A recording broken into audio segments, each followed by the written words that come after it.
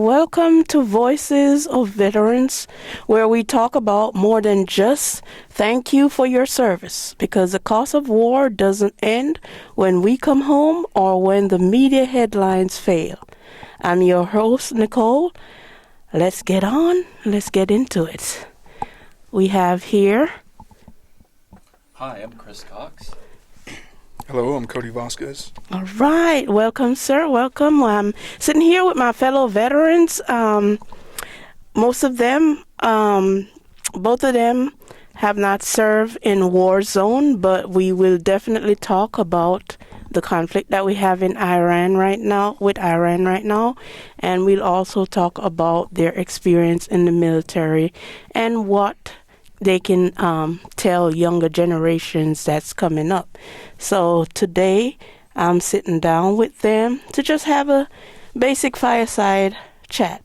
I appreciate you guys coming in and talking with me. Yeah, of course. We're glad to be here. All right, starting with Chris.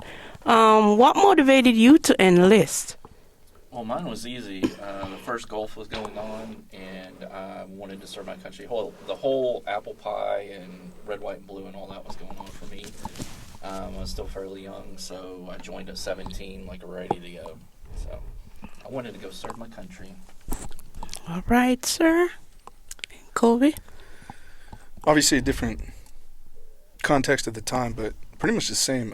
Even before the military, in high school, I was in a ROTC program, and I was fully submerged in the Kool-Aid. Right? I was very taken with the idea of being a part of something greater than myself and serving my nation and becoming someone of high moral character and great inner discipline. I was very enraptured with that whole idea of military service. But at the same time, I was a little bit realistic about it, and so when I was talking to the recruiters, I told them, hey, I do want skills that I can transfer over whenever I leave the military, but I do want an opportunity to serve in the full capacity. And so I'd originally wanted to be a radio operator because I'll carry the comms gear, I'll be in the thick of it with the guys. Things took a turn, but that was my whole my whole entry.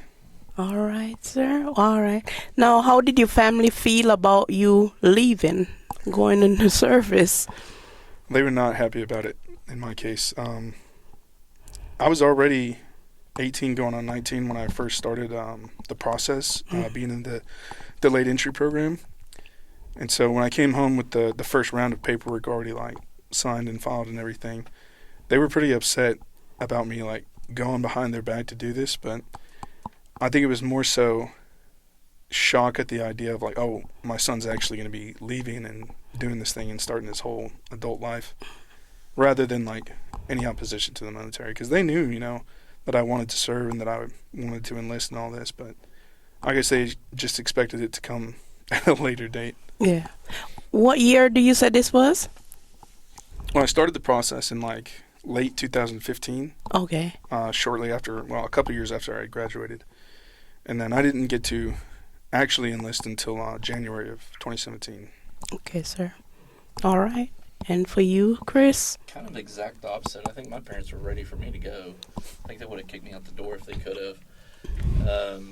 I went delayed entry in 91 as well, so I didn't actually go until July of 92. But, they were encouraging of the fact that I was joining in general and then getting me an opportunity to grow up a little bit, because I was still pretty young, pretty naive. So I think they took it as a positive experience overall. Okay. And what was basic training like back then? Well, I went in as 11 X-ray, so all I knew was I was going to do a lot of running and stuff like that. I was pretty scrawny at the time, so for me going in, it was an opportunity to push myself to the limits, see what I could do, and then go beyond it. That's kind of the attitude I took going in. Did a lot of push-ups, a lot of running, drill and ceremony. I think for me it was a little eye-opening in that it was very structured. You were property of the U.S. Army, and there was no getting out of that. You did what they wanted you to do when you were going to do it. But I took it as a challenge. I wanted to go and grow, so I feel like I accomplished that a lot. think I put 20 pounds of muscle on by the time I was out. So I needed it. I Yikes. was scrawny. Yeah. So, Wow. Now, you weren't in a combat zone per se, but you were in Haiti. So tell us about that. yeah, we went in January of '95. We went to basically put President Aristide in power in Haiti. It was Operation Uphold Democracy. So a lot of people consider that peacekeeping. Wasn't really a major deployment like Iraq, Afghanistan, anything like that. But just from the get-go, getting out of the airport on the bus, it was culture shock out the roof. Like I was 19, 20 years old at the time, and watching the world around me had been pretty simple in East Texas, woods, country, everything kind of thing growing up. One of the first things I saw getting in the bus, getting out of the airport, was a guy waving at us in the road. And he pulled his pants off and pooped on us in the middle of the road right by us and smiled while he was doing it. Yikes. Got up, walked away, and I was like, is this an insult? Are we going to, like, die? Is he, like, telling his buddies, like, what's going on? And then overall, the whole experience was just, Haiti was very poor. A lot of starving people, a lot of filth. One of the ports there, it used to be actually a cruise line went in there. Several cruise lines did. And where they were at over the years when we were there had actually become nothing but trash floating in the water. Wow. They would cut up what food they had, they would cut up and leave. So we saw a goat that got slaughtered that sat on the side of the road for 3 days. And that was their food, waiting for somebody to come buy it. Very, very poor culture in general. There's one point we flew in the mountains, and it was right out of a National Geographic at the time. There were grass huts, half-naked people waving at you as you're going by. We went into a village and had never seen white people before. I mean, those are all kind of eye-opening for a kid that's never been outside of Texas. Yikes. Yeah. Any other overseas tour during your service? Well, actually, I was stationed in Schofield Barracks, Hawaii, so counted as overseas, but it was CONUS. I mean, it was Hawaii. Yeah. I mean, it was like being overseas. I was near a beach all the time, so 30 minutes away from the beach, so that was fun. Yeah. Wow. And you, Cody, you were in Japan. Tell us about that. Yeah, so I went to basic training in January of 2017, and I was in training pretty much all of 2017 up until like December when I finally graduated the schoolhouse and all the training and stuff. Had like a week of leave in November, and then went back to California, did processing, and flew from California out to Japan. I was on Camp Hansen, which is like middle of the island, maybe a little bit more north. But it was kind of a people in Okinawa who've been there, have been to Hansen and Foster and everyone. They call Camp Hansen the ghetto of Okinawa, but it was a little bit different. Definitely culture shock for sure. Just going from a civilian life to a military life, but then on top of that, instead of going to like a CONUS base, right, going to an overseas base in a foreign country, and so on base, everything was pretty much the same. You know, you have your rights, but you're also in the military, and so you have your job to do, and the hours are pretty much regular until the off season hits, and then it's just exercise. But interacting with the locals in Japan was always interesting.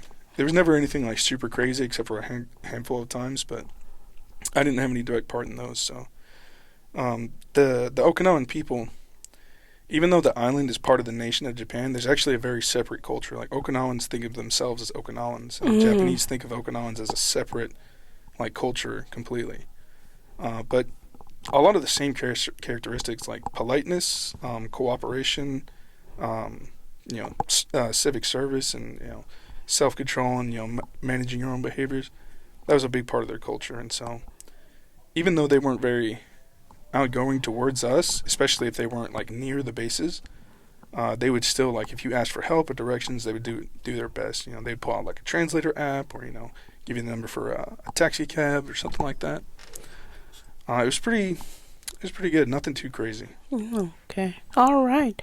Well, Chrissy, is there any other challenges that you face there? I know a lot of times when you're on deployment, there's no communication. They just up and go. Oh, dark 30 in the morning. Is there any challenges that you face with your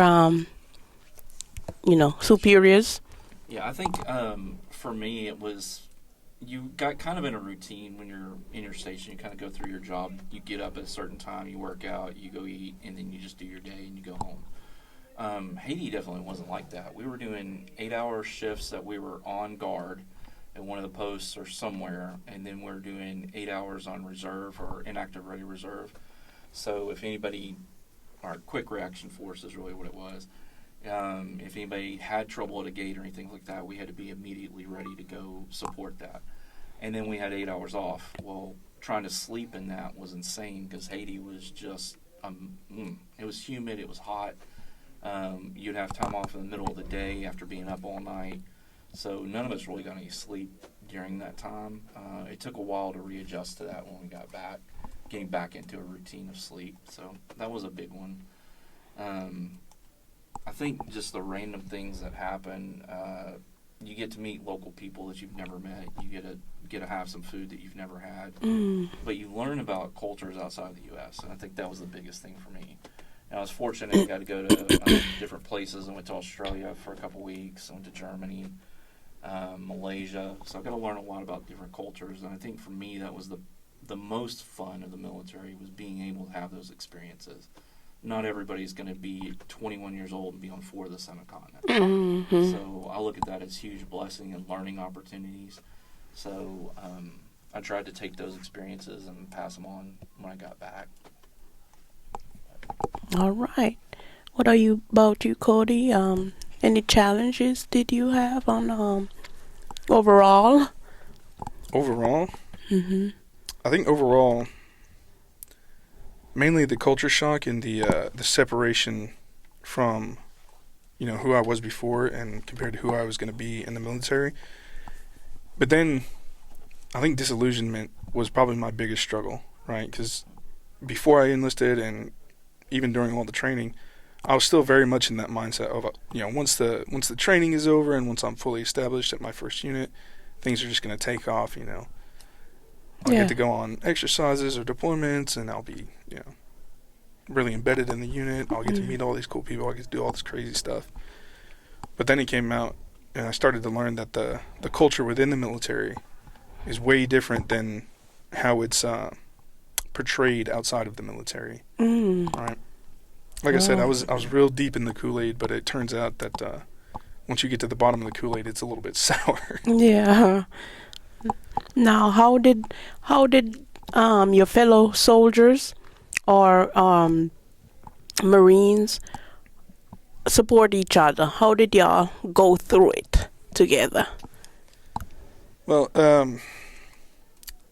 as you know, the culture in the military is a lot less about what's going on with you, how can we support you, how can we help you, and a much greater emphasis on suck it up, we got stuff to do. Mm-hmm. Yeah. But in the off time, I don't know what it was like for you guys in the Army, but in the Marine Corps, on the units that I was in, drinking and hanging out and getting rowdy at the barracks or out on the town, that was a big part of the culture. And you'd have little moments and interactions in there where people would start to talk about I was on this training exercise, or I was talking to my buddy who was on deployment and kind of the experiences he's been through, or I had this issue with the chain of command and it just turned out really poorly, or I'm trying to be all I can be in the military, but back home I've got these catastrophes happening in my family, and trying to figure out the appropriate way to move through those sorts of things and try to keep everything balanced and spin all these different plates was a huge trial for a lot of people.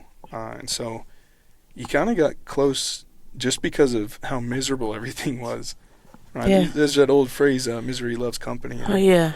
There was nothing better than being with other people who understood that it just generally sucks. Yeah, that was us. Infantry blow stuff up, and there's high pressure to not kill each other in trainings and deployments. So that just is a giant pressure cooker, the military in general. And it's eye-opening to see the different cultures within the military, too. You'll have every religion, every color, race, creed you can think of. And for us, it was our platoon versus the world. So if anybody messed with any of us, we all jumped on the person that was coming after one of ours. So we were taught, we're a family from day one. We went out to our platoon sergeant's house, had burgers, stuff like that. Mm-hmm. But there was nothing really personal. I mean, there was that little bit of bonding, and then we were getting drunk every weekend, doing the same thing, letting off steam. Yeah. So any 3 or 4 day weekend was chaos. I mean, that was happening just nonstop. But it is a different culture. Seeing how you have good and leadership at different points in your career, that makes a big difference on your overall attitude on how you experience things too. Yes, sir. Mm-hmm. Okay, now let me get into something personal. What's the one thing that never leaves you? One moment that never leaves you? I think for me, the one I still struggle with, has caused a lot of anxiety. We were in a village in Haiti. There was just a squad side element. So there was about 12 of us. And we were just going to this village that had never seen white people. Same kind of thing. And we got surrounded. And we were outnumbered probably about 600 to 12. And we couldn't do anything but run out of there because we were so overwhelmed. Wow. I remember grabbing somebody and somebody grabbing me, and that's all I really remember. That all of a sudden we were out, and it was like, okay, that happened, that sucked. I also had an experience where I had to go room to room by myself, which absolutely never happens. You're not supposed to do that ever. Mm-hmm. Mm. But we were on guard duty in the morning, checking all the people coming into the palace, and somebody snuck into the palace, and QRF wasn't getting there fast enough. Yikes. So my team leader then, or the guy that was in charge, sent me down with a flashlight and said, go find them. I went down and found them, took them down. So going through those experiences when you haven't had sleep and everything's chaos, I mean, it's not like video games. Yeah, yeah. So you kind of live with that, and you learn from it as much as you can, and then you move on with your life. Yeah. How about you, Cody? I think there was a moment when I was in South Korea. We were on an exercise, and we had moved from our initial site to our jump site, right? Simulating like if our position had gotten overrun or compromised or something like that. And so we're at the jump site, and for this particular exercise, I was on night shift, right? Which it's difficult to switch from sleeping at night to sleeping during the day. Yeah. That wasn't really that big a deal. What made it a big deal though was about halfway through the exercise. We're setting up like laptop assets and the networks, both local and wide area. Mm-hmm. And so getting all that up, we were going to have users come in to like test things out and perform their various functions and operations. But the day shift before the users were supposed to get there got overwhelmed with a bunch of stuff that got noticed as far as like, substandard lines being run or, equipment not talking to each other and things like this. And so they called in the night shift and said, hey, we need more bodies, we need more hands, we need more people working. And, it's your team, so you're like, oh, no problem, man. I don't need that much sleep.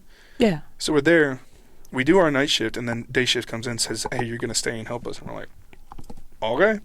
So we stay there, and it's 12 on, 12 off. So 12 hours night shift, and then the whole 12-hour day shift.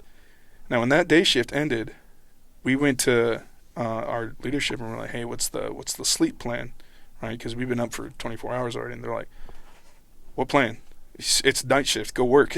Wow. So that was my first time ever staying awake and working for 36 hours straight, and Yikes. to see the pure indifference that me and the other people on the night shift were getting treated with was a pretty solid eye opener into how insignificant you are as an individual to the operation as a whole. Which I knew, like intellectually on the surface level, I could conceptualize it, but to actually experience it was way different. Yes, sir. It was crazy because like after 24 hours, your ability to like discern reality starts to fade, starts to crash and plummet. And so I was like hour 32, right? And I'm going around, I'm checking assets, and I would see like shadows flickering past doorways, and I'd be hearing doorsteps or footsteps in the hallways. I'd go and look out, nobody there. Yeah. Right. Oh yeah. And we're underground, so there's it's just artificial light, and the sounds are weird in the acoustics underground and everything. But then coming off of that, getting back and trying to go to sleep, and then your body's so exhausted that it actually has to decompress Mm-hmm. for another 4 hours, and then you can sleep. But now you've cost yourself more sleep. It was a whole deal. Wow. Yeah. Yeah. Anything else you want to No, I add, was just Grace? thinking that kind of reminded me. We were up for about 47 hours one time, and we were doing missions, and we were walking back to the base, and it was at night, early morning, and I saw a whole city that didn't exist. Like, I was pointing it out, somebody else saw it too, and then somebody behind us was like, "You guys are idiots. There's no city there. Like, there's nothing there. What are you talking about? It's right there." And you'd look away and then look back and it'd be gone. Oh my goodness, yeah. It was crazy. The sleep thing was Wow. a big deal. Mhm. Yeah. So with that said, from those experience, what have you gained or what have you lost that people don't see? I think you lose a piece of yourself, a piece of humanity in a way, Mm. because you're brainwashed into believing you're part of the machine. Hmm. You're just one person, no longer you're part of a giant team. And you go and you serve this unit and you do what you need to do and then go on about your business. So I think a part of that does affect you. Our sense of humor is pretty dark now. So Oh, yeah. we can laugh at all kinds of things that civilians can't laugh at. Mhm. They're morbid because of things we've seen and gone through. As far as what did we gain, I mean, there's too many things to count in a way. Yes. I mean, there's a lot of stuff that really sucked. I mean, no sleep, doing the stupid things that didn't matter to us. But we gained dignity, respect for ourselves. Yes, sir. Pushed our bodies into places we never thought they could go, and then push them beyond that. Push ourselves mentally. So some of the challenges today that are affecting a lot of other civilians and kids have no meaning to us at all. It's just a Mm. blink of an eye, and we just go on, and that's not a big deal. Why are you complaining? So Wow. Corey? I think one thing that is very hard to like see visually or even to pick up on in interactions is how would you say it? Like an incredulity, like a disbelief of whatever it is that the authority structure is telling you, right? And that comes as mostly as a consequence of what is referred to as like dog and pony shows, Mm-hmm. and the outward image that gets projected compared to the reality of what actually happens and how decisions are made. And so you would get, oh, we got a formation at this time, right? And you have to be there an hour early and just do nothing until the thing is started. Hurry up then and it wait. takes forever. Yeah. Yeah. But then also like things have to be done in a certain order in a certain way, even though it actually decreases your unit effectiveness. Yes, sir. right? Makes the mission more difficult, or can even like totally prevent you from accomplishing what you're supposed to be doing. Mm-hmm. And then to realize that we're doing these things just to like hit boxes on a checklist and not actually like to improve the performance of our unit. That really irked me in a foundational way, because I'm like, well, this is the U.S. military we're talking about. Yes. This is high speed, low drag. This is ultra precision. Why did we just waste 10 hours doing this thing that doesn't matter at all? Yeah. I don't understand it. Yeah. Wow. Now, what do civilians mostly? What do they misunderstand about war and deployments? well, I know we came back from Haiti and we were down in Waikiki blowing off steam like we always did. And somebody came up and called us baby killers because it was pretty obvious we were military with our haircuts and everything else. And we went off on that person. Like, it's a cultural issue. Not every military person is a baby killer, obviously. Nobody enjoys that if they have to go through that. I think civilians get told a lot of things in the media, and they tend to believe them without actually researching anything. The reality of what we go through is really difficult to actually portray. I remember just a simple thing, like we did a 25-mile road march, and I was like, every one of us was falling apart. Just knees Wow. up and down gulches Yeah. and stuff. And I went home, and the first thing I did was call my mom and dad to tell them I'd done a 25-mile road march. And my mom was like, okay, so? Mm-hmm. And I was like, no, you didn't hear me. I did a 25-mile road march walking. Okay. And it was that was the point for me where I understood civilians are never going to understand Yeah. what we go through. Yeah. Physically, mentally, anything. So to me, it's kind of like, why even bother trying? Yeah. Mm-hmm. And Well, go you. To touch on that, I think when we talk about stuff that we've done, we know the context, right? Because like what you said was, I went on a 25-mile march. Yeah. What she heard was, I walked for 25 miles. But what you actually did was, you did like 2 or 3 days of layout and prep, Yeah. right? Just to make sure everyone was online and ready to go for this. Carrying 40 pounds. That you're up and carrying a down huge hills. pack. The terrain was awful. Mhm. Yeah. They don't know about the slinky effect. Yeah. So, Back and forth and You're road not guard just and- walking. You're running to catch up, and then you slow down for a couple minutes, and then you have to do it again. And you're rotating through the machine guns because Mhm. they're heavy. Yeah, you got to make sure, if there's a dude who's falling out, make sure you got medics on standby to take care of him. All these different crazy things. Or the people that quit along the way, and you're like, I'm gonna make it no matter what. Yeah. Hmm. Yeah. Yeah, All or right. or seeing them quit and be like, Yeah. Really, dude? Yeah.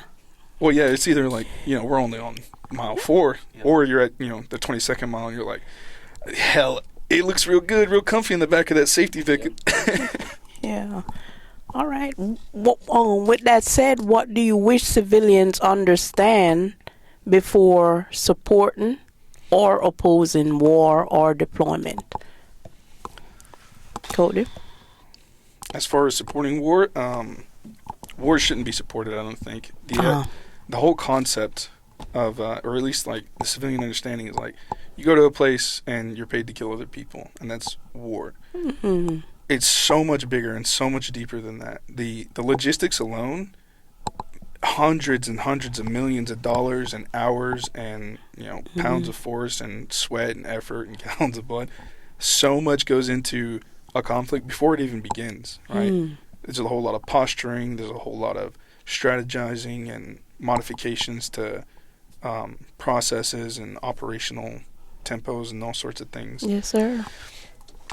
But as far as like civilians are concerned, it's always like, well, the news is telling us that this stuff is happening over there, and our leadership is making a decision to take military action, right? And that's pretty much the end of it. And then it's just progress reports. Are we winning? Are we losing? Did we make progress? Did we lose progress? But on the military side, everyone's running around in chaos. Information is constantly changing and flowing. So you're always battling the lag between an event taking place and the reports that you had to analyze and understand and use to modify the next steps that you're going to take. And then just knowing, like, looking at one of your friends on the 7-ton on the way to the airport or something like that and thinking, we're actually going to be out there fighting for each other and for our own lives.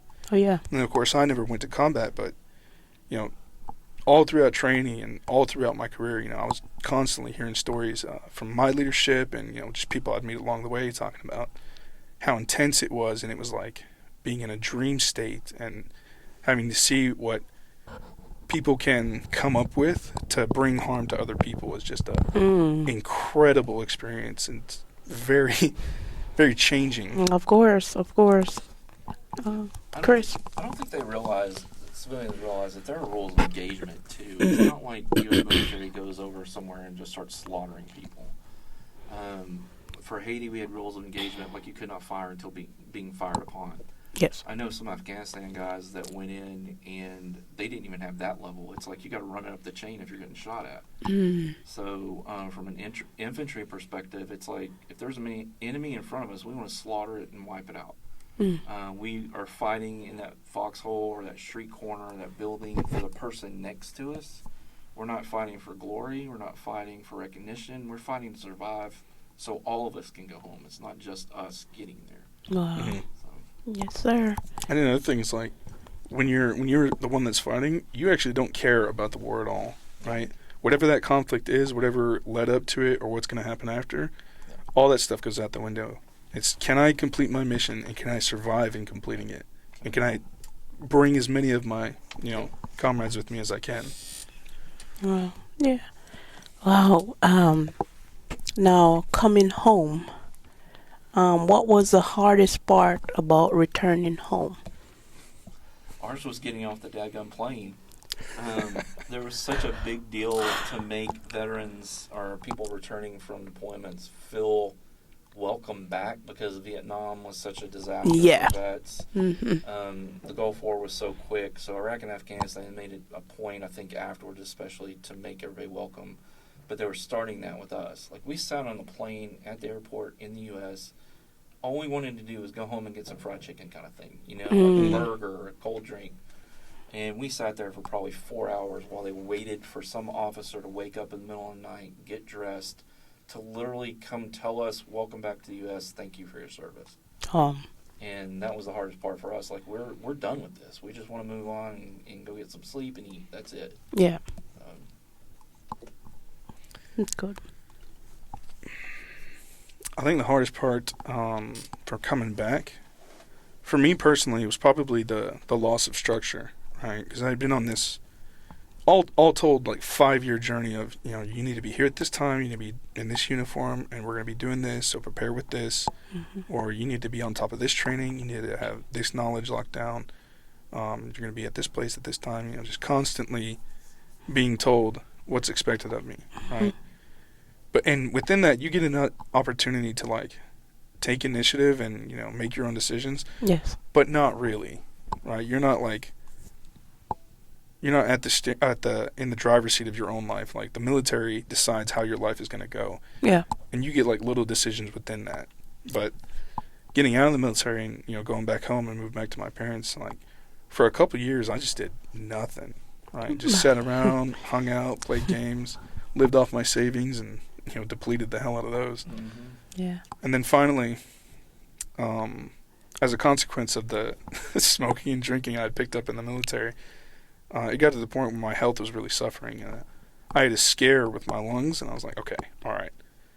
I think maybe it's time for me to, like, start turning some stuff around. But, yeah, coming back, losing the structure, and losing the community, right? Because while I was, in Okinawa and even when I was in SEPS, right, I had dudes and women around me who had been through the same kinds of training and the same kinds of trials and experiences. And it was really easy to talk to them and joke around with them and, build up a rapport and things like this. But then coming back, having changed in so many deeply fundamental ways, it was even hard to, like, relate to my family, and they'd known me my whole life. Wow. Right? And so, like, it was difficult to talk to them. It was difficult to be around them, right? Because, the way that I was looking at things and the way that I felt about things was really radically different from how I was before and how they were at that time. I remember when I first got back, my family took me out to eat, right? And we were just, doing a little reunion thing. And I started getting, like, an anxiety attack. And I had never had anxiety attacks. I had no idea what was going on. So I told them, I was like, hey guys, I'm gonna step outside and get some air. Just give me a couple minutes. Yeah. Went outside and I called my best friend AJ and lit up a cigarette. And I was telling him, I was like, dude, I don't know what's going on with me. I don't feel safe. Right? I'm at Panda Express trying to get some orange chicken, and I feel like I'm about to fight someone. And he did a really great job in telling me, hey man, it's just you're just freaking out because you're in a different place and you're not used to being there anymore. And so he was able to talk me down from that. But yeah, things like that was probably the hardest part. Wow. Now, starting with you, Chris, tell me how the overall experience changed you. Man, I went from scrawny little kid to somebody who thought he was a hero, who didn't believe he was a hero, to I'm going to go live a life. As far as the military changing, gosh, I mean, you can't go in the military and serve and not be changed. No. Everything in your life's going to change, physically, mentally. The skills you learn, you can survive on your own if you have to. You know that any task in front of you're going to get done. So checklists, I can make checklists all day now and just demolish them all day. They're going to get done. Yeah. So, it is a transition thing. Touching on that in a second, I think for education too, trying to figure out what you're going to do with your life and going back. Yes. That was a hard one for me on the transition side, because we were told literally file unemployment because you no longer have a job and go to college. That's what I got told, and that's what I did. Yeah. I had no clue what I wanted to do. and trying to figure out how to pay for everything and waiting for GI Bill to kick in and all that. Completely clueless, and nobody was there really to help guide that conversation. So that was eye opening. But you can't join the military and not change in a positive way. The negative stuff is just kind of comes along with that. You're gonna, your body's gonna fall apart. Your darker humor, all that stuff. Not necessarily a bad thing. I mean, I don't think we regret any of that stuff. It's just, it happens. Yes, sir. Yeah. Like Chris said, there's a huge influx of positive things that you take from the military, right? Attention to detail, inner discipline, and like mental fortitude and things like this. The ability to work with pretty much anyone, so long as they're aligned with your purpose. Yes. Yeah, I think I would do it all again. Wow. And I'd probably try to go a little bit harder in the paint, to be honest with you. Wow. Just get a little more out of it. But I don't think I would change anything, though, because as difficult or as unpleasant as some of it might have been, the friendships and the experiences and the growth were just beyond my ability to like articulate the value of. Right, it's just so important and such a fundamental experience to who I am now. Right, and I'm pretty cool with who I am now. Yes. So. Oh, absolutely. You have to go through to get to. Yeah. Right on. Now, what do y'all want civilians to understand about veterans? We're not all crazy people. I don't know. There's probably a lot there, but I don't know if we have time to unpack all that. We're normal human beings like everybody else. We did a service. We're proud of it, and don't mock us for it, and we'll be okay. Sir. Yeah, and we're totally cool with people, being interested in our experiences and want to ask questions, want to learn more about military life. That's all, fine and dandy. But then you'll have people who will, quote unquote, do research, and then they'll come to you and pretend that they're an expert in all the things that you did and the experiences absolutely. you had. And that's a real good way to get on a veteran's bad side. Yeah. Oh, right? absolutely. Because I didn't see you at formation, dog. Yeah. You got no clue what was going on. Yeah, like civilians who have no experience trying to tell veterans, hey, this, that, and the other. Yeah. Mm-hmm. So. Or I would have gone to basic, but I would have hit the drill sergeant. Those are my favorite. I stop listening when they say that. Like, there's no point at that point. I take it different. It's a signal like, oh, we're about to have a couple, joke lines for the group chat or the fireside chat or whatever. Yeah. Those are always fun to deal with. Yeah. Right now we're in the conflict with Iran, and they're talking about the draft.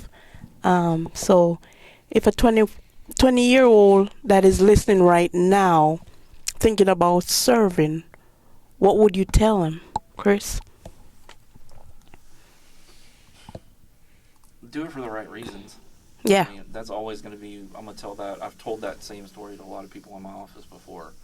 Don't join because mom and dad are making you. Don't join just to go to school. Join because you want to find your purpose and better yourself. Go to serve your country. Because once you're in, you are part of a team and a family that may be as dysfunctional as all get out. But at the end of the day, you have each other's backs. So you can't do that if you're going in, oh, I'm here, mommy and daddy made me.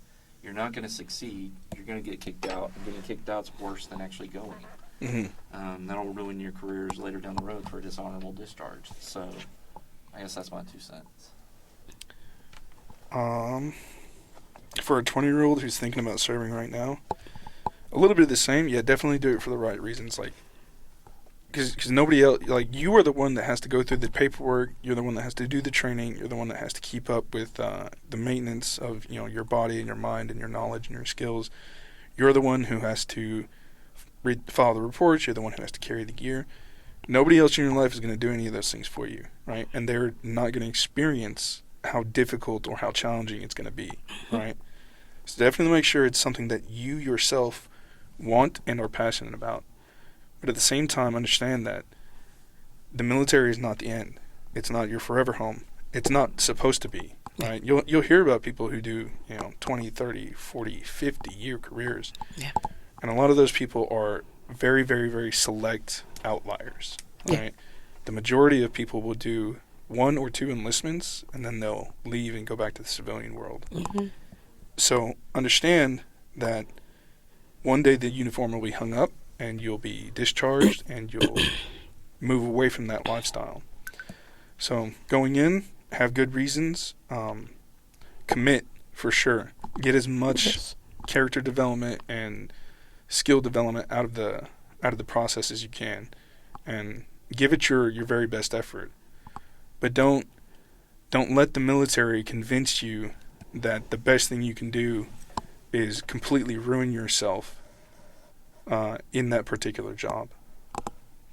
Wow. Well, wow. That's very deep, man. Is that the same thing y'all would tell just the younger generation? Is that the same sentiment you have? Tell them. I think the military can be a great place for a lot of people to start. I mean, I like the fact that Israel makes everybody do a year or 2 off the bat. I think it gives you discipline, it gives you strength of character and mind and body. I like that concept in general. Mm-hmm. Yeah. All right. Now, with that said, with the conflict in Iran, how do y'all feel about that right now? With them talking about drafts and raising the age limit and all that. Cody. I'll be honest with you, I really don't know much about the conflict in Iran, but as far as our priorities as a nation, I really do think that we have to stop being so involved in the military affairs of other nations, mainly because there's too much going on for us to fix here at home. Right? All these resources that we're putting into the rest of the world that seem, from my very limited perspective, bound and determined to destroy themselves for reasons that don't really make any sense to me. If that's what they want to do, I really don't understand why it's our responsibility to try and prevent them. And really, what kind of successes have we had? Yeah. I think it would be better for us to invest whatever resources we got going over there in ourselves and our allies. I don't think that we're really going to make that big of a difference in these other places around the world. Great. From my perspective, especially from an infantry perspective, if we're attacked, we want to slaughter everything. Oh, yeah. Getting into Iran, they've threatened to kill us for 40 years, and all they've done is build up weapons of mass destruction, theoretically. They're building nuclear weapons they may or may not already have. I understand the idea behind going in and trying to take that out. They did not directly attack us. We have no allies right now. And I think that opens up a can of a whole lot of questions of why are we doing this? We're shutting down straits that hold 20% of the world's oil. There's a lot of bad things. I think we're doing good overall as far as taking out the major infrastructure. We've beaten them pretty good, but long term, what is the long term goal? Does anybody know? I don't think anybody does right now. So I have mixed feelings. Yeah, Wow. mixed feelings is a good way to put it. If they attacked us, I'd say bomb them until they can't breathe. But not so much in this case. Wow. All right. Well, gentlemen, I thank you guys for coming and expressing your experience and your thoughts, and talking to people out there. Hopefully, this will touch somebody, or at least get somebody to have that gain that experience. So I thank you, gentlemen, for coming in. Absolutely. Thanks for having us.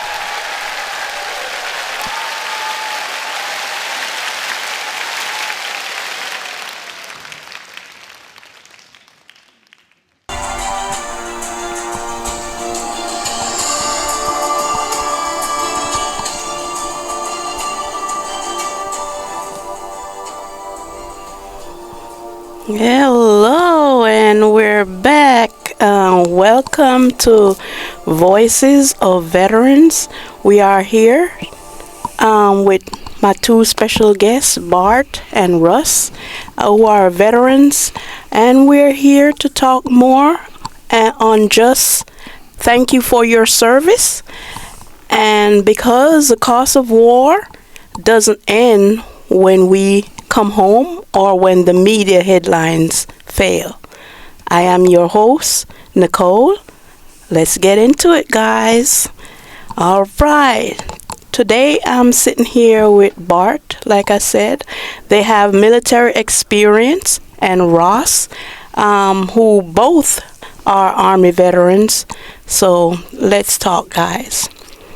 Bart, what made you enlist? Well, not just an Army veteran on my side, Army and Marines. Yes, but, of course. So I think it's important to note that when I enlisted in the Army, which was my first tour of duty, I was 16 and a half. It was predominantly because I needed college funding, and I think that was the worst idea ever, is to enlist for college. The second time in the Marine Corps, it's because I absolutely wanted to go back in and serve my country, protect my family, and I think I did it for the right reasons the second time. Yes, sir. All right. What about you, Russ? Well, college cost was one of the things that was a factor whenever I was considering joining the Army. But I had a very charismatic recruiter who had convinced me that I was going to be 007, so I joined for the job in a lot of ways, that I wanted to kind of have a pathway to a career coming out of the military. Oh, great. All right. Another question is, how did your family react to you guys signing up, especially Bart at such a young age? Well, considering the fact that I actually have a parental waiver, I graduated when I was 15 and a half from high school, and both my mom and dad were very much for me going in the military. Both of them are military. We got a lot of military history in our family, so a lot of support. All right. My dad, he was mad at me because he thought I should have joined the Air Force instead. And my mom, she was kind of rooting for me. She knew that I was looking to, looking to the future and to things that I wanted to do with my life, that the military could provide. And I didn't do so well in college, like the first go around, so it was kind of like a reset in a way. Okay, all right. Can you guys share with people out there listening that want to sign up? What's basic training like for you? I'll let Russ go first on this one. So basic training really is all about which basic training you end up at, depending on whether you're like Benning or SIL. I was at Fort Leonard Wood, which was in Missouri, and then of course good old Relaxin' Jackson. So, and those have specific military jobs that they kind of cater to as well, and so the experience is different for everybody, but if you've never been yelled at in your life, it's quite a it's quite a bit of change, because they yell at you a lot, and and for reasons that are not even your fault sometimes, has nothing to do with you. They just yell a lot, and you definitely get plenty of exercise, but you're gonna be losing out on some beauty sleep. Yeah. And if you don't like getting dirty, you're probably not gonna have a good time. Yeah. I went in like April, so it was still pretty rainy, and then went from that, and in May, it's 9 weeks long, and so we went from rainy and humid to hot and humid and more hot. Yikes. So, yeah.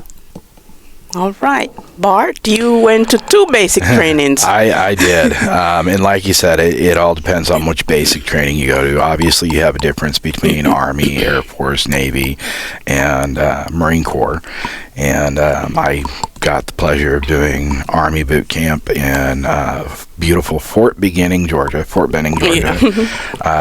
What I did was OSET, which is one site unit training. I went in as an 11 Mike, so I got trained as 11 Bravo, which is infantry, 11 Mike, which is mechanized infantry, and 13 Foxtrot, which is forward observer. I don't know why I got that. I think it was just an add-on because they were having a lot of the people that were mech infantry do the forward observer training. But it was a very interesting basic and AIT all in one sitting. I went in during May, and Georgia does not care about what time of year it is. If it's going to rain and be stormy, it's a lot like Texas. It's going to be rainy and stormy. And we actually had a tornado while we were doing a road march back from a training site, which was a lot of fun and very memorable. There was an 8-year gap in service between Army and Marine Corps for me. So I went into the Marine Corps probably a little bit after things lightened up a hair. I know that they had lightened up on basic training standards from 97 when I was in basic training in Fort Benning to 2008 when I went through in the Marine Corps boot camp, which was MCRD in San Diego. And even with standards being a little bit different and it being a little bit, I guess, nicer, Yes. there's a huge difference in the amount of training that you go through. Marine Corps boot camp is extremely mental. It's extremely physical, probably time and a half that of what Army boot camp was in 97. And they have a water element added to it, which was a little bit different. Yeah. You Wow. learn how to survive in water with your rifle and pack if Yikes. you fall in. Yeah. I mean, Marines, land, air, and sea. Yeah. The hand-to-hand training was way more in-depth in the Marine Corps than it was in Army boot.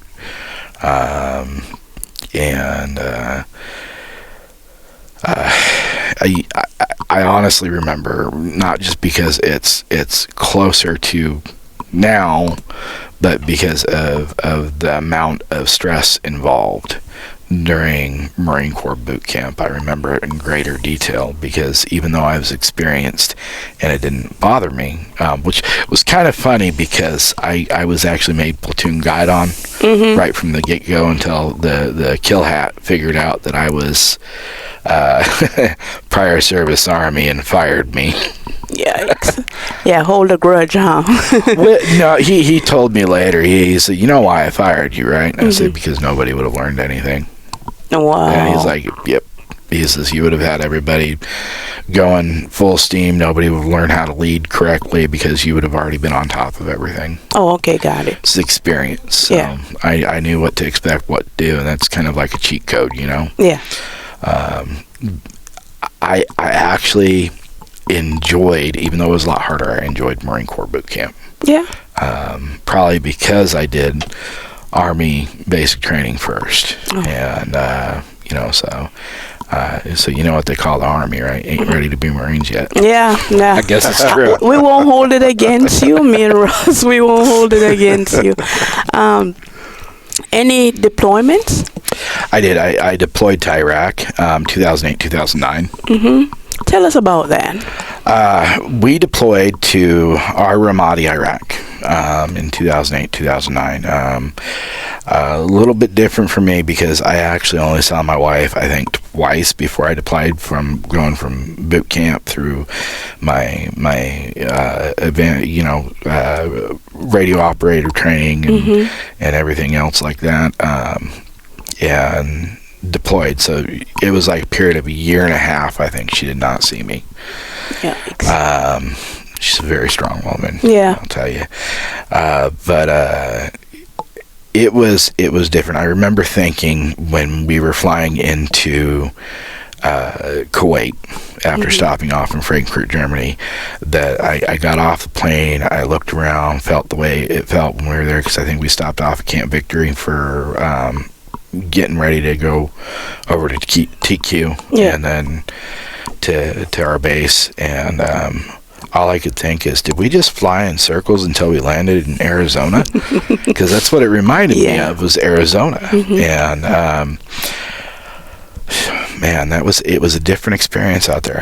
I don't know. Like, in some ways, it was almost like a vacation. In other ways, it was definitely not like a vacation. It was definitely an experience. Very big culture shock with the people that I met over there.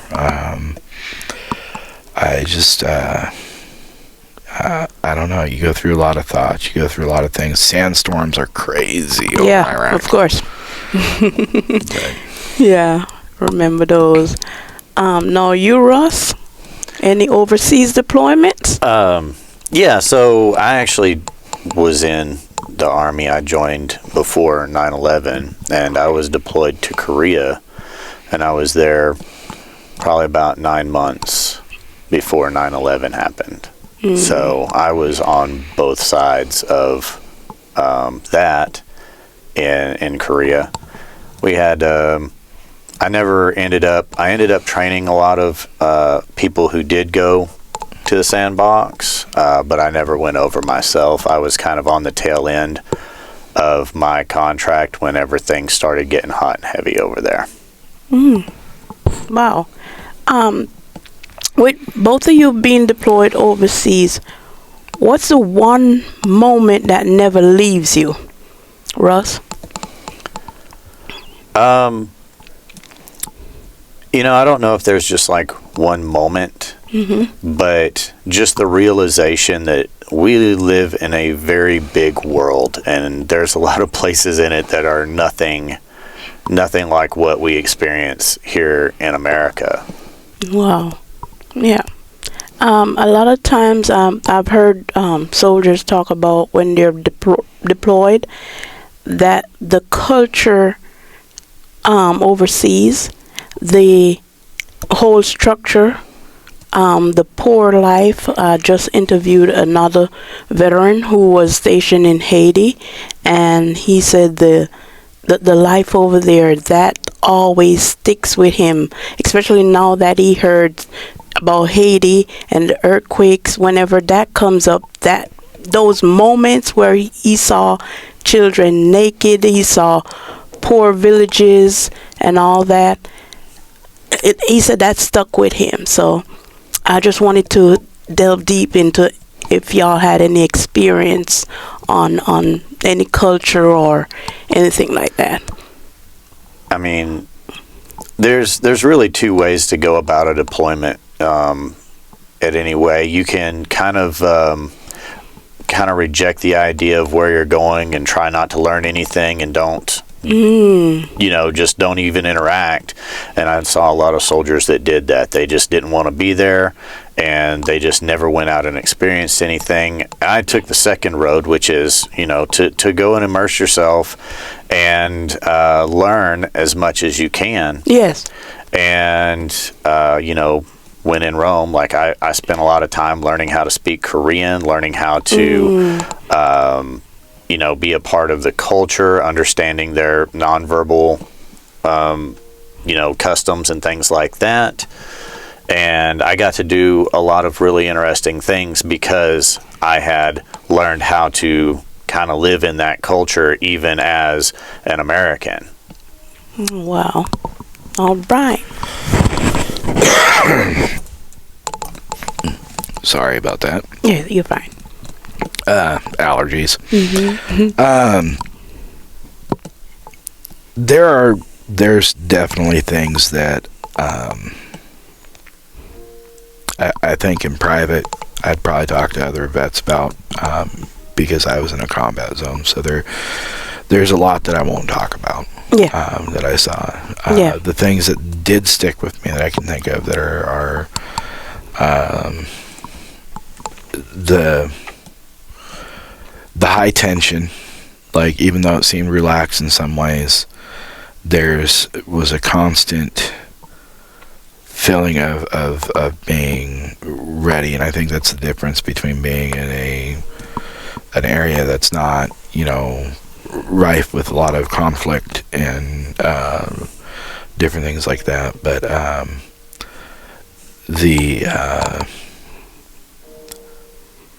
just the feeling, like constantly being alert, and I don't know. We had a lot of people on base at the camp, and they were cleared, so I was able to experience some of the culture out there. Some really cool people. Yes. One person actually brought me some baklava his wife had made, which was probably some of the best baklava I've ever had. But so I got to meet some really good people out there that really were grateful that we were out there doing what we were doing. I know in particular that our unit was rebuilding stuff and some infrastructure in the region that had been destroyed by insurgents, and the feeling that you get from being part of that, being one of those individuals that's out there helping them out, is just, those are the things that stick with me the most. That, and I was out there during the winter, so the major shift from day to night where it's 120 degrees during the day and negative 15 at night was insane. Yikes, yeah. Yeah. That's the desert for you. It goes one extreme to the other. Yeah, even here in America, I was deployed to like Fort Irwin, California, and Arizona as well. And there's places out there that it's the same. I mean, it's a shock to your body, because 30 minutes after the sun goes down, you're going from sweating and just being like overheated to freezing. Oh yeah, and you got to be careful. Yeah, yeah. I was in Fort Irwin. I was at NTC, and it went from wearing my gear all day long and sweating. I think I lost at least 15 pounds just being out there for 60 days training. And then at night, I'm freezing. I can't wait to, shower, jump in my sleeping bag. And we usually shower when the sun going down. So that's very cold. So, yeah, of course, I understand the desert goes from one extreme to the other. Now, with all this experience that y'all or we have, what do civilians understand most about veterans, or what do you wish they would understand most about veterans? I think a lot of people they want to convey their gratitude, like saying, "Oh, I thank you for your service," and everything like that. And there's like some people that want to be thanked, but I think, like, for me, like, I appreciate it, but I don't want to be thanked for my service. I was doing what I thought was the right thing for me, and what I believed that my path was headed for. And I think some of us may not really just want to be, like, "Oh, thank you for your service. We really appreciate it." And so I don't know how to convey that sometimes, that it's Yes. like, I did a job. I went there. It was a hard job. There's a lot of things, good things happened. A lot of bad things happened. And some people don't want to be reminded of that sometimes as too. Yeah. So, but, yeah. All right. What about you, Bart? I think he hit it on a pretty common theme amongst a lot of us veterans. I don't mind so much. It's the ones that kind of go overboard. Yeah. it's like, oh, you really, no, it's okay. Just, yeah, it's okay. You know, you got to constantly tell them, you know, it's okay and whatnot. And that's a little bit too much. If you want to thank a veteran, just simply say thank you and walk away. Yeah. You know, unless you're going to have a conversation with them. Yeah. Yeah, perfect a sandwich. Yeah. All right. Now, with all of that experience, how did the military, your training, everything, how did that change you? For me, apologies. Yeah, I think they train you to think differently. They train you to think, you know, about other people, about your comrades, about your country, and how to kind of move and think in a way that is different from civilians, Yes. right? We have a much different mindset, and a lot of times I think I find myself like wondering if, you know, I'm thinking the same way, right? Or what other people are thinking that is different from mine, because I see a problem or I see a situation. It's like, how can I help other people sometimes? And other people like do something totally different, and that confuses me. You know, we're trained kind of also to be monsters whenever it's necessary, and I think a lot of people don't realize that that's inside us. All right. How about you, Bart? I definitely know that there's a big difference between the Army and the Marines, at least regular Army. Rangers are probably the closest in that mentality to Marines. But I think that it's one of those things, thinking about when I was a teenager and I went into the Army for the first time, I had a very big uptick in how I held myself. So my posture changed. My responses to people like my mom, my dad, other people out in the community was sharper, more crisp, more respectable. Yes. When I was in a civilian setting. It definitely, like you touched on, the response thing, and I think I got a closer look at that when I went through boot camp again through the Marine Corps, and what they train you for, what they do, the whole concept of breaking you down and rebuilding you is not that they're necessarily doing that mentally like people think. It's getting past those mental barriers to things that need to be reaction without thought. Yes. And that's why so many veterans can go into an emergency situation with a cool head and not panic and they just immediately start reacting to it, is because that's ingrained in our nature to do the right thing, to not have to think about what you need to do because you already know what you need to do. It's muscle memory. Yes, sir. And those are the two big things, is how we respond and react to others outside of the military with respect first, and how we react to situations. Those are the two biggest things that I can think of that changed.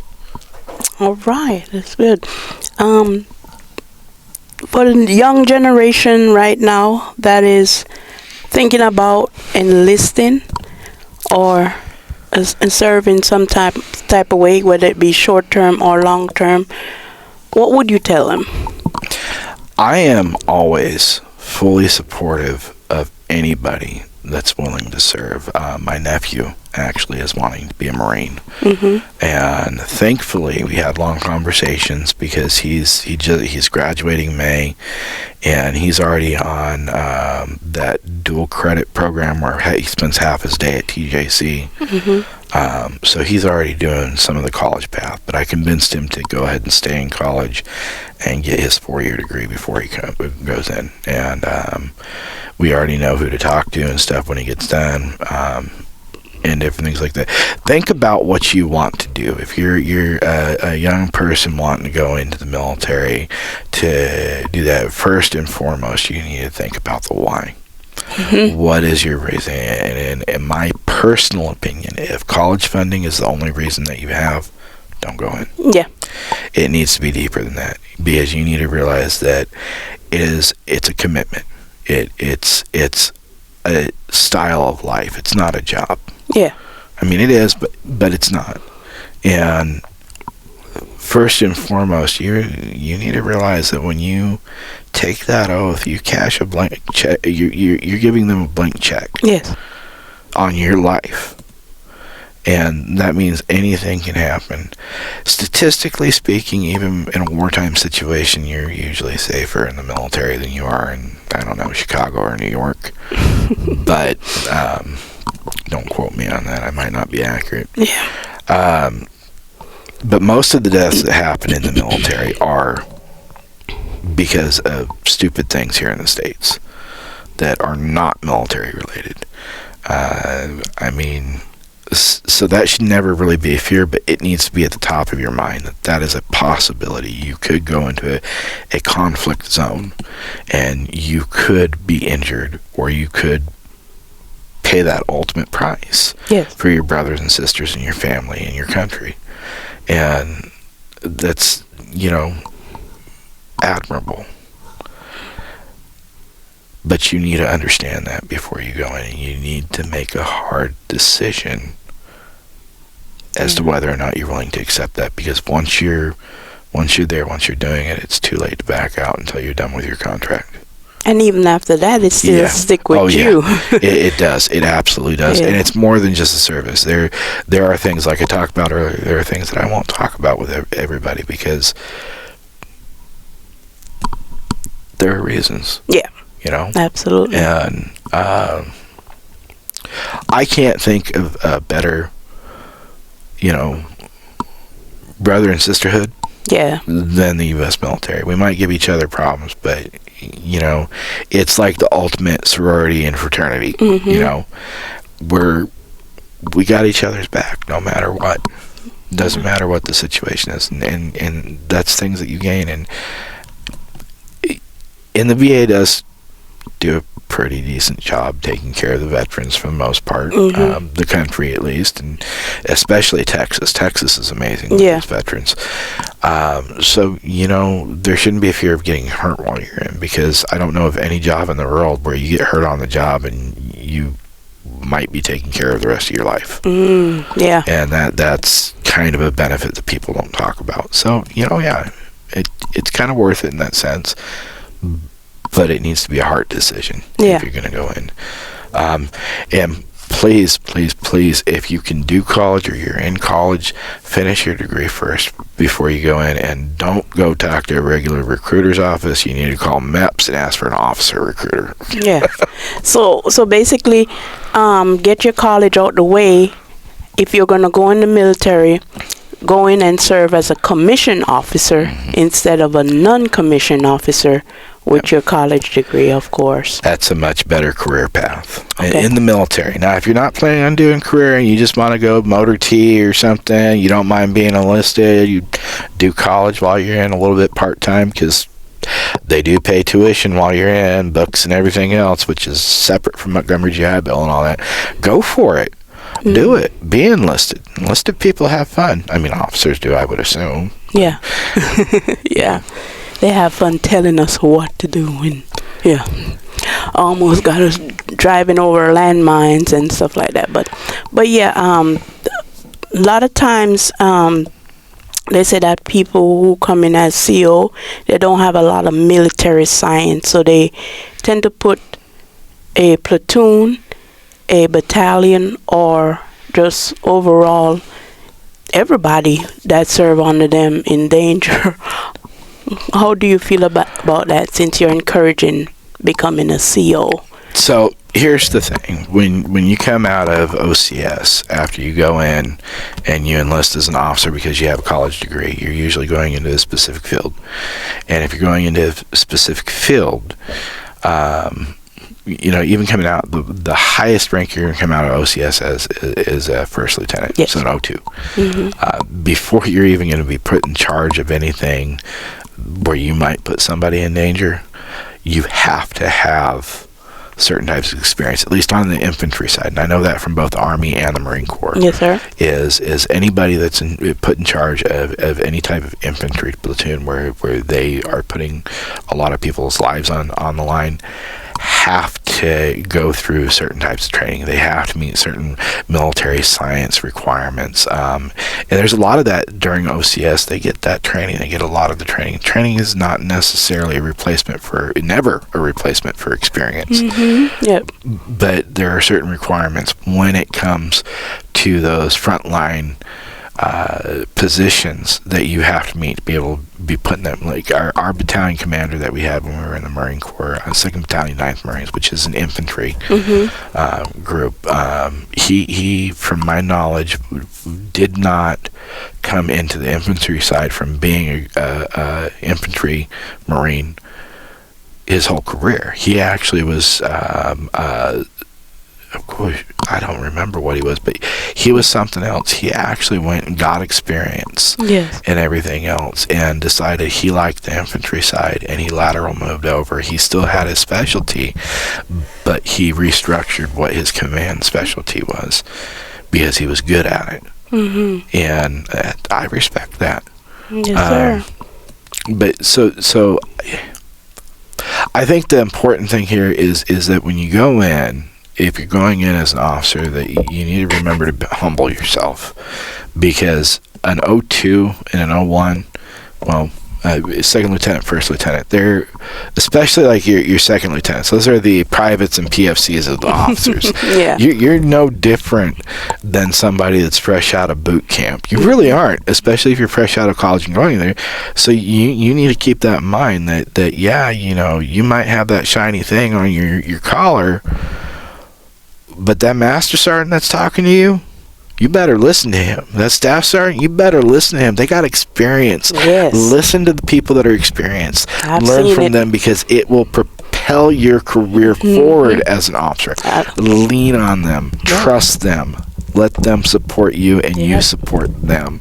And don't get a big head because you got something shiny. Yeah. And don't be a warrant officer walking around with your coffee all the time. Yeah, they don't do nothing. but yeah, speaking of war zone, how do you feel about the current conflict that we're in, the U.S.-Israel Iran conflict that we're in right now? When I look at conflict, I take politics out of the equation. I always do. Because you cannot look at any conflict with politics in the equation, any sort of conspiracy theory or different things like that. You have to look at it for what it is. And with Iran,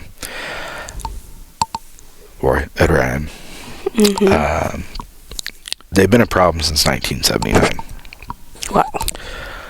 When the people that ran the country were essentially forced out by the predecessors to ISIS and everything else. And that's what a lot of people don't understand is the people that have been running Iran have been putting a chokehold on that entire region for decades and have been oppressing people for decades. I believe in our Constitution. I believe in people having the right to freely worship and believe in what they want and having certain freedoms. I recognize that is not the case in a lot of different countries, but I do know that, and I don't know if I should be sharing this or not, that when I was in Iraq, we had intel come across our desk that showed that they were seeing a lot of links, a lot of these insurgents that were in Iraq and Ramadi and Q and different things like that were taking orders from people in Iran. And none of it was actionable intel. There was nothing we could do. Yeah. So there's definitely something there. So it's a lot deeper than what people see on the media and what they think it is. I don't support war just to support war. I Okay. really don't. I don't think any veteran does. We would rather not have conflict. Yep. But if we're going to have conflict, it needs to be swift, it needs to be accurate, and it needs to significantly reduce or prevent civilian casualties, because we're not here to go after the people of Iran. It's the people that are controlling things. From what I've seen, I think they've been doing a pretty good job. Our military, at least, has been doing a pretty good job at being surgical. There's some questionable stuff there, and until investigations happen, I really can't have an opinion until I see what it comes from investigations, because they do have GS-18s and stuff like that are separate from the military, go in and investigate, kind of like the FBI would go in and see what happened during a firefight. They did that when we were out in Iraq. They do it in every conflict to make sure that the T's are dotted and I's are crossed. Yes, sir. Yes, sir. And it just it's gonna sting for a little bit, but I think if they stick to their guns, because honestly, stopping and backing out right now would be the wrong thing to do. We've already pulled the trigger on stuff. Yes, sir. And once you get going, the worst thing you can do is back out, as evidenced by, and some people might argue with me, but when we pulled out of Afghanistan, we didn't do it in such a manner that would have supported the local stuff. We didn't do it in a manner to pull our equipment out the way we should have and everything else. And we had billions of dollars worth of stuff. I mean, they think they got most of the classified stuff destroyed before they left, but you know, that's a lot of hardware. That's a lot of computer hard disks. That's a lot of stuff that we had out there that we didn't have time to do anything because of the way they backed out. All right. Well, I thank you guys. I appreciate y'all for being here. For those listening, remember, there's always more to the story than what you see on the surface. I thank Bart and I thank Ross, who had to leave early, for coming in and giving us their experience, telling us about their experience. Alrighty, this is Voices of Veterans. I am Nicole, and thank you for listening.